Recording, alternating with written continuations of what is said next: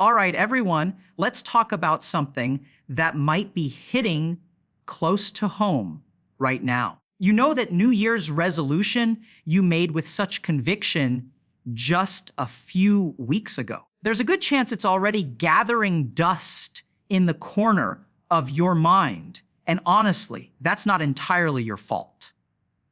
See, when January 1st rolls around and everyone starts declaring their grand plans for transformation, fascinating and kind of disturbing happens. The very way we approach these annual promises to ourselves actually goes against everything scientific research tells us about making real, lasting changes in our behavior. It's almost as if we're deliberately setting ourselves up to stumble right out of the gate. Let me share some numbers with you that might make you feel a bit better about your own struggles, or maybe they'll just confirm what you already suspected deep down. About 3/4 of all people who make these January promises manage to stick with them for roughly 7 days. Just 1 week. That means nearly 1/4 of folks don't even make it past the first weekend before abandoning ship. By the time we hit the 1-month mark, half of everyone who started with such enthusiasm has already fallen off the wagon completely. And here's the really sobering part. Only about 1 in 5 people actually maintains their resolution after an entire year has passed. Flip that statistic around and you're looking at 4 out of 5 people ultimately watching their resolution crumble. Those aren't great odds, but here's where it gets interesting. Researchers started digging into the patterns of people who actually succeed in making these changes stick for the long haul. They discovered something pretty remarkable.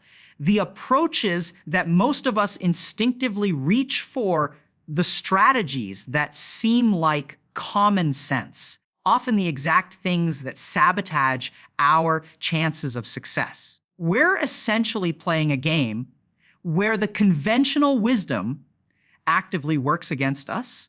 Take one of the most popular strategies that people love to use. You've probably done this yourself, or at least thought about it. Decides they want to make a change, but they know from past experience that their willpower tends to be a bit unreliable. Think to themselves, what would really help me out here is if I had a partner in this journey. Grab one of my friends and we'll tackle this challenge together. We'll be accountability buddies. We'll keep each other on track. Sounds brilliant, right? Except there's a psychological trap hiding in this seemingly smart approach. Think about why you're seeking out this accountability partner in the first place. The underlying assumption is that you can't trust yourself to follow through alone. You need someone else to keep you honest, to check in on you, to make sure you're not slipping. But here's the subtle problem buried in that logic.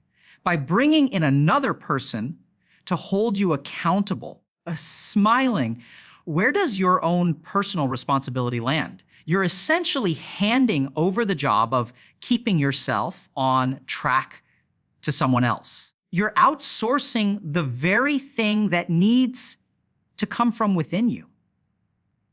I like to think of it with this image. Picture 2 bundles of hay leaning against each other. As long as both bundles stay upright, they support each other perfectly. They create this stable structure. But the moment one of those bundles starts to tip over, what happens to the other one? It falls too. They're so dependent on each other that the failure of one guarantees the failure of both. And this isn't just a theoretical concern. In my work with people struggling with addiction, I see this pattern play out constantly. 2 people who both use substances decide they're going to get clean together. they make this pact. They support each other. And sometimes it works beautifully, don't get me wrong. But more often than not, when one person has a moment of weakness and relapses, the other person follows right behind them. Not only have you outsourced your accountability, you've also created a vulnerability where someone else's struggles can pull you down, even when you might have been able to stay strong on your own. The research backs this up in a really interesting way. Studies show that having a partner doesn't actually provide any measurable benefit until you've both already made it past the 6-month mark. That's sink in for a moment. For half a year, accountability partnership you were counting on doesn't statistically improve your odds of success. I interpret this data is that if both of you can somehow manage not to mess up for 6 solid months, then yes, at that point, you can start genuinely supporting each other through the ongoing journey. But those first 6 months, which happen to be exactly when we see the steepest drop off in people maintaining their resolutions, you're basically on your own anyway, despite having a partner. Now, before you conclude that you should just isolate yourself completely and refuse all help from others, let me clarify something important. The problem isn't with support itself. Support can be incredibly valuable. The issue is with the type of support and how it's structured. There's a fascinating study that looked at 3 different groups of people trying to make changes. One group had absolutely no support system. Another group had limited, moderate support. And the third group had extensive, comprehensive support throughout their entire journey. You might assume the group with the most support would have the best success rates, right? But here's the twist that surprised researchers. The group with no support at all and the group with extensive support actually had nearly identical failure rates. The sweet spot, the group that succeeded most often, was the one receiving moderate support. Why does this happen? I think it circles back to that same issue of accountability and dependence. When you have someone working with you intensively for 12 straight months, providing constant support and guidance and encouragement, shifts in your psychology, you start to become dependent on that external source of motivation and structure. That person becomes a crutch. And eventually, benefits of all that extensive support start to wash out because you haven't developed your own internal capacity to maintain the change. There's a blurry line between being supported and becoming dependent. Intensive, long-term support often pushes people across that line without them even realizing it. Another study really drilled down into what kind of support actually helps people move from just thinking about making a change to actually taking action. The researchers worked with people who had failed to follow through on their resolutions, folks who were stuck in that space of wanting to do something but not actually doing it. They found that periodic phone calls, checking in now, and then could help nudge people from contemplation into actual behavior. And the results were pretty striking. Within just 4 weeks, more than half of the people who had been stuck in the thinking phase moved into the action phase. All it took was 3 phone calls spread over that month. When I designed the coaching program I work with, I built it specifically around these research findings. I didn't want to create something where people would be held for an entire year, becoming increasingly dependent on their coach to maintain their progress. That kind of structure might feel supportive. The data suggests it can actually become harmful over time. Instead, the program offers time, limited weekly interventions. The idea is to provide enough support to maintain forward momentum, to help people get unstuck when they hit obstacles, not so much support that they stop developing their own internal resources. The goal is to make yourself unnecessary as a support system, indispensable. Here's another massive misconception that trips people up when they're trying to stick with resolutions. There's this pervasive belief that failure means you should quit, that if you mess up, you've proven you can't do it, and you might as well throw in the towel. But the research tells a completely different story. In studies of people who successfully maintained a behavioral change for 2 full years, researchers found that, on average, these successful people had failed 14 times before finally making it stick. 14 failures.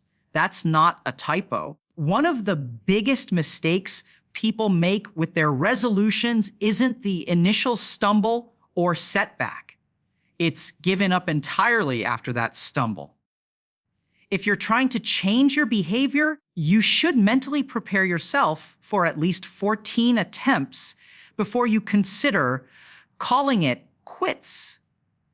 That's what the data actually shows us. Now, I want to be careful about how this information gets interpreted. I'm not giving you permission to deliberately fail 14 times while telling yourself you've got plenty of chances left. That would be your mind playing tricks on you, gaming the system. Patients dealing with serious addiction issues who hear something like this and immediately think, oh, great, relapse 14 times, and it's all part of the process, which means I can go on a bender this weekend and still have 13 more chances. That's not the point at all. The actual message here is that the journey of behavioral change is inherently messy. It's full of missteps and setbacks and moments where you fall short of your own expectations. The people who ultimately succeed aren't the ones who never fail. They're the ones who keep getting back up after each failure. They're the ones who refuse to interpret a single setback or even multiple setbacks as evidence that they're incapable of change. Even if you stumble once, twice, 5 times, 10 times, keep going. That persistence, that refusal to give up, that's what separates the people who eventually succeed from those who don't. Now we get to what I think is the most interesting part of the research, part that really gets to the heart of why some people succeed where so many others fail. What actually distinguishes that 19% of people who manage to stick with their resolutions from the 81% who don't? The first major difference is preparation. People who successfully change their behavior don't just spontaneously decide to do it on a whim. They don't wake up on the last day of December and suddenly think, oh, right, tomorrow's the new year. I should probably come up with a resolution.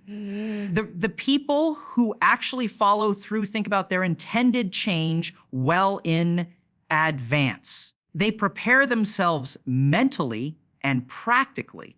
And this is crucial. They make sure they're genuinely ready to make the change, not just eager or excited or hopeful, but actually ready. Here's a piece of data that might blow your mind a little bit. The strength of your desire to make a change has essentially no correlation with your likelihood of successfully making that change. I know that sounds completely backwards.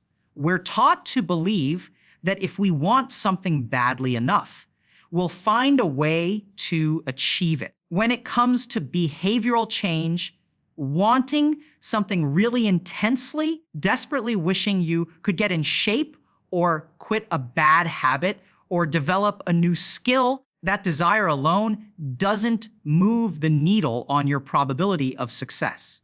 What matters instead is readiness. Are you actually ready to pay the price that this change will demand? Are you prepared for what it will require of you?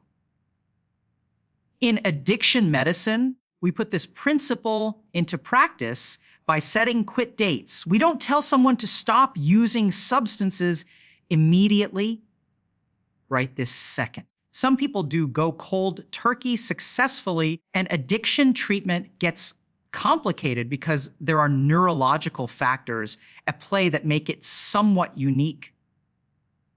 But in general, setting a specific date in the future and preparing yourself mentally for that date, that approach correlates with higher success rates for maintaining sobriety. What you need to do is think seriously about the change ahead of time and then honestly ask yourself whether you're truly ready to accept the costs and challenges that come with it. People who focus on readiness rather than desire tend to succeed more often. The second factor that strongly predicts success is something called self-efficacy. This is your belief in your own capability to achieve the thing you're attempting. Again, it's not about how much you want it. Whether you genuinely believe you can do it. This belief in your own competence is absolutely critical for successful behavioral change. And this is where things get tricky. Often with resolutions, we choose goals that we desperately want to achieve, but secretly doubt we can actually pull off. Might say they want to have defined abs by summer. They want it intensely. But deep down, they don't really believe it's going to happen for them. And that lack of self-efficacy, that gap between desire and belief actually sabotages the entire effort. You need to take a step back from what you want and think more carefully about what you believe is actually achievable for you. This is where a framework called SMART goals becomes really useful. I'll be honest, it's not the most rigorously evidence-based framework in the world, but I've found it to be genuinely helpful in practice. Stands for specific, measurable, attainable, relevant, and time-bound. Let me walk you through what this looks like in practice with some examples of what works and what doesn't. If your goal is something vague, like I want to get in shape, that fails on multiple fronts. It's not specific at all. What does in shape even mean? And it's not measurable. How would you know whether you've achieved it or not? Instead, you want to focus on concrete actions you can actually track. I want to go to the gym 3 times per week for 1 month is both specific and measurable. You know exactly what you're supposed to do, and at the end of each week, you can clearly determine whether you did it or not. Maybe I want to stop eating after 10 at night. Again, totally clear, easy to verify. These kinds of goals remove all ambiguity about whether you're succeeding or failing. Then we get to the attainability factor, ties directly into that self-efficacy issue. For you to access genuine belief in your capability, the goal has to be something you honestly think you can accomplish. 3 times per week at the gym sound doable to you. Does it actually sound kind of daunting and unrealistic given your current life circumstances? If it's the latter, you're much better off scaling back your goal to something more modest. Maybe commit to going to the gym just once per week. Focus on things you can actually succeed at doing.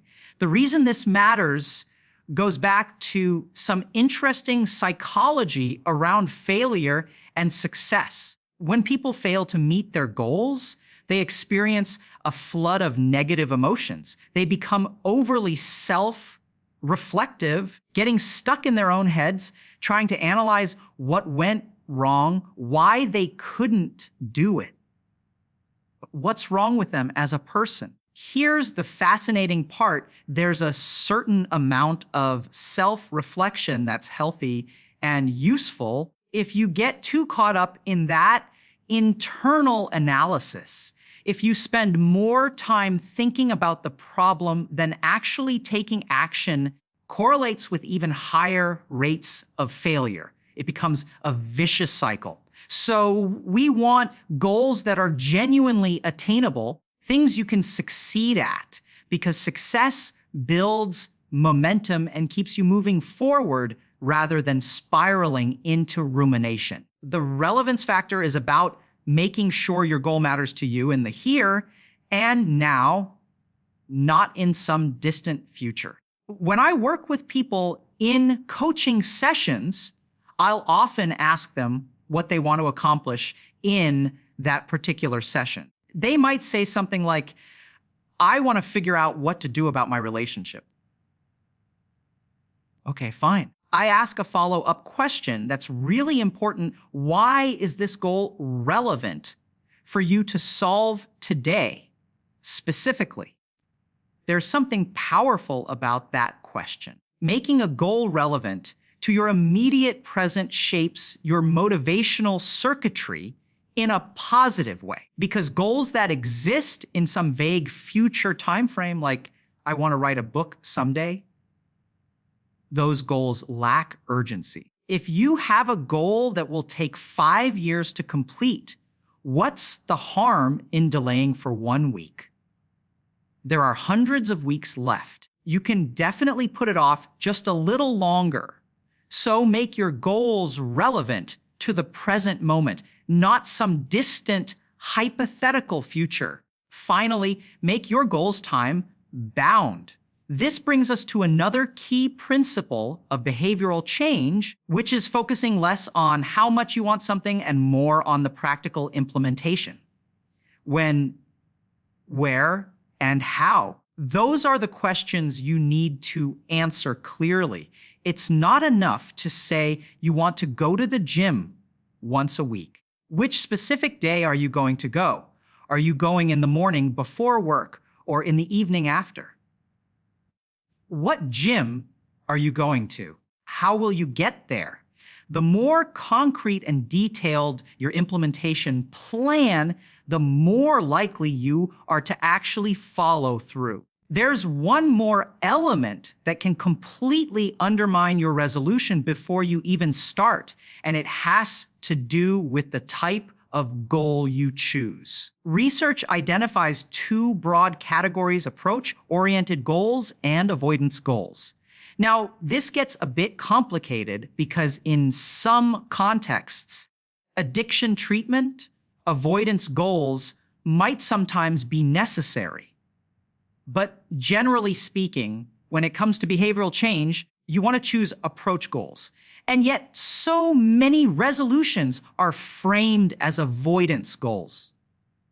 What's the difference? It comes down to whether you're moving toward something desirable or away from something undesirable. An avoidance goal sounds like this: I want to stop eating fried food. I want to cut out sugar. I want to stop doing this harmful thing. I want to avoid feeling a certain way. I'm not going to be anxious anymore. I'm going to stop being lonely. I'm going to stop being isolated. These are all framed in terms of moving away from a negative state. An approach goal is different. It's framed in terms of moving toward a positive state. I want to go to the gym once per week, make a point of socializing over lunch once a week. When I was a college freshman and didn't know anyone yet, set a goal where I wouldn't have lunch with the same person more than once in a given week. This forced me to meet lots of different people Distribute my social time broadly rather than putting all my energy into 1 or 2 friendships. That was an approach goal, moving toward expanded social connection. Why does this distinction matter so much?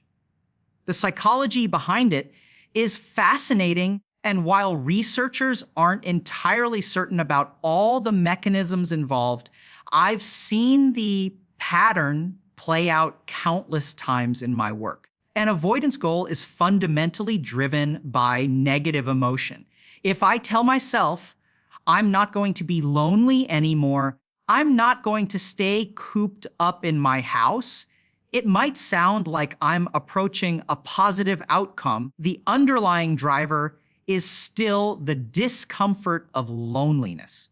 Here's the problem with that structure. The goal is motivated by a negative feeling, which means I only take action when that negative feeling rises to a certain threshold. When loneliness gets intense enough, it finally pushes me to leave the house.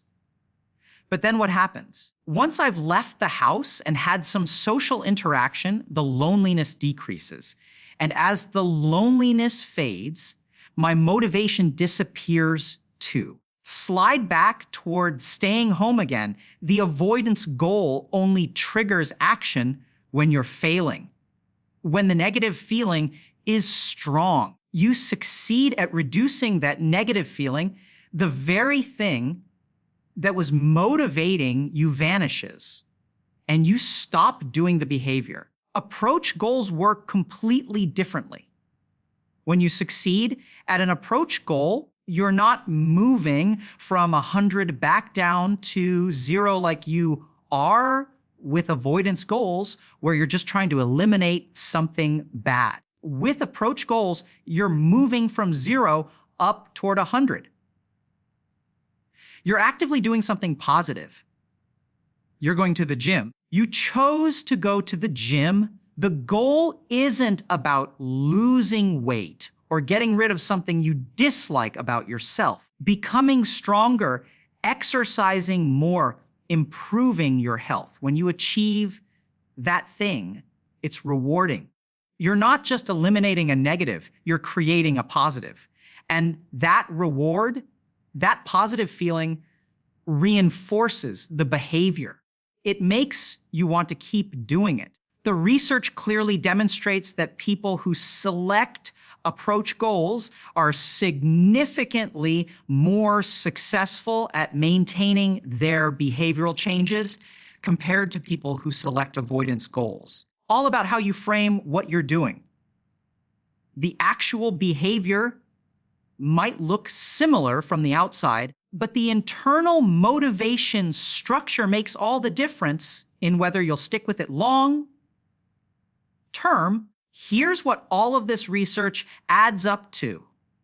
We all want to make changes in our lives, and that's a beautiful thing. Desire to grow and improve is fundamentally human. But if we want to actually succeed at making those changes stick, we need to understand the science of behavioral change and structure our efforts accordingly. We need to avoid the common pitfalls that trap so many people, those seemingly logical strategies that actually work against us. Don't rely too heavily on accountability partners, especially in those crucial first 6 months. Outsource your responsibility to another person. Seek moderate support. When you need it, don't become dependent on extensive support systems. Understand that failure is part of the process, not evidence that you should give up. Give yourself permission to fail many times while continuing to move forward. Prepare for your changes rather than making them impulsively. Make sure you're actually ready, not just eager. Cultivate genuine belief in your ability to succeed. Structure your goals to be specific, measurable, attainable, relevant, and time-bound. Focus on implementation details of when, where, and how rather than just the intensity of your desire and frame your goals as approach goals whenever possible, moving toward positive outcomes rather than just away from negative ones. The truth is, making lasting changes in your life is difficult. Easy, everyone would succeed at their resolutions. But it's absolutely possible, and your odds improve dramatically when you work with what the research actually shows rather than against it. You don't have to be part of that 80% who fail. You can be part of the 20% who succeed. It just requires understanding the psychology of change and having the courage to structure your efforts in ways that might feel counterintuitive at first, but are actually supported by solid evidence. And if you find that managing these changes entirely on your own feels overwhelming, there's no shame in working with someone who can provide that moderate, time-limited support that the research shows is most effective. That's not about becoming dependent or outsourcing your accountability. Getting strategic help to build your own internal capacity for sustained change. The goal is always to develop your own resources so you can maintain the change independently over the long haul. Because ultimately, lasting change has to come from within you. It has to be something you're ready for, something you believe you can do, you're moving toward rather than running away from. When you get those elements aligned, when you structure your approach based on what actually works rather than what seems like it should work, that's when real transformation becomes possible.